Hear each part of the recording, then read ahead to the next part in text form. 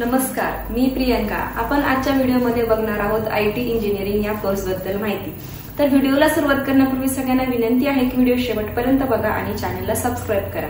तर आपण आजच्या व्हिडिओमध्ये बघणार आहोत की आयटी इंजिनियर म्हणजे काय आहे, या कोर्समध्ये आपल्याला कोणकोणते विषय शिकण्यास भेटतात, तसेच आपल्याला कोणकोणत्या क्षेत्रामध्ये जॉब ऑपॉर्च्युनिटीच्या संधी उपलब्ध आहेत, आपल्याला या कोर्समध्ये जर ऍडमिशन घ्यायचं असेल तर पात्रता कोणकोणती लागते आणि आपल्याला सॅलरी किती राहील, या सगळ्या गोष्टींविषयी आपण आजच्या व्हिडिओमध्ये माहिती बघणार आहोत। तर चला तर व्हिडिओला सुरुवात करूया।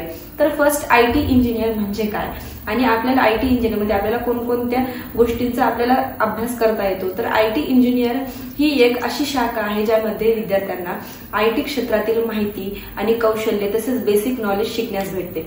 तसेच विद्यार्थ्यांना software development, web designing, networking या संबंधित विषयांचा सुद्धा आपल्याला अभ्यास करता येतो आणि ज्या नवनवीन टेक्नॉलॉजीज आलेल्या आहेत आयटी क्षेत्रामध्ये याचा सुद्धा आपल्याला ज्ञान आणि अभ्यास या कोर्समध्ये विद्यार्थ्यांना शिकण्यास भेटते।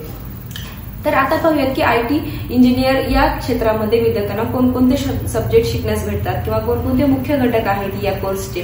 तर फर्स्ट आहे कम्प्युटर सायन्स अँड नेटवर्किंग, त्यानंतर आहे सॉफ्टवेअर डेव्हलपमेंट, वेब डेव्हलपमेंट, तसेच networking, artificial intelligence and machine learning, cyber security आणि ऑपरेटिंग सिस्टीम हे सगळे सब्जेक्ट आपल्याला या ब्रांचमध्ये शिकण्यास भेटतात।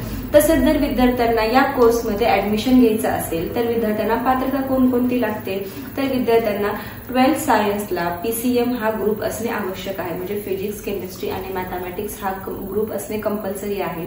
तसेच विद्यार्थ्यांना 50 ते 60% गुण मिळणे सुद्धा आवश्यक आहे आणि त्यानंतर विद्यार्थ्यांनी एंट्रन्स एक्झाम दिली असली पाहिजे। तर कोणती एंट्रन्स एक्झाम लागते, तर फर्स्ट आहे JEE मेन्स आणि JEE ऍडव्हान्स, तसेच महाराष्ट्रासाठी MST CET ची एक्झाम आहे, म्हणजे जे विद्यार्थ्यांनी JEE ची एक्झाम दिलेली नाहीये ते महाराष्ट्रामध्ये MST CET ची एक्झाम देऊन सुद्धा हा कोर्स कंप्लीट करू शकतात।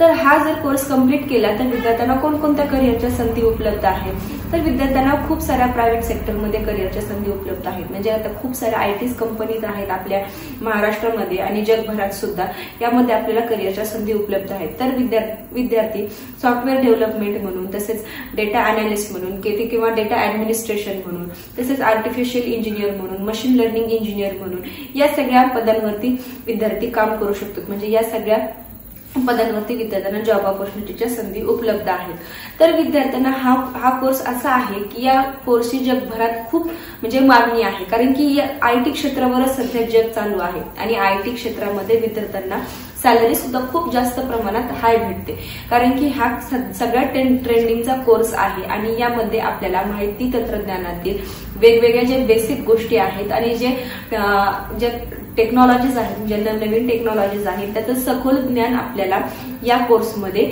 शिकण्यास भेटते।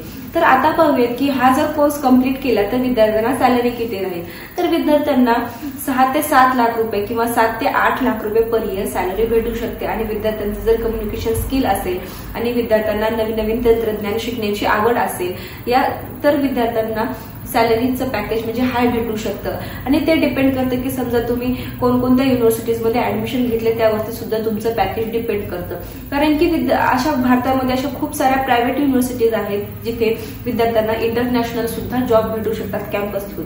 आणि जर विद्यार्थ्यांना हे जाणून घ्यायचं असेल की महाराष्ट्रामध्ये अशा कोणकोणत्या किंवा जगभरात अशा कोणकोणत्या किंवा आपल्या भारतामध्ये अशा कोणकोणत्या टॉपच्या प्रायव्हेट युनिव्हर्सिटीज आहेत ज्या विद्यार्थ्यांना कमीत कमी फीजमध्ये चांगल्या जॉब ऑपॉर्च्युनिटीज प्रोव्हाइड करतात आणि 100% प्लेसमेंट सुद्धा देतात आपल्या कॉलेजच्या कॅम्पसमध्ये, जर हे जाणून घ्यायचं असेल तर विद्यार्थ्यांनी खाली लिहिलेल्या क्रमांकावरती संपर्क साधा आणि आमच्याशी कॉन्टॅक्ट करा। धन्यवाद।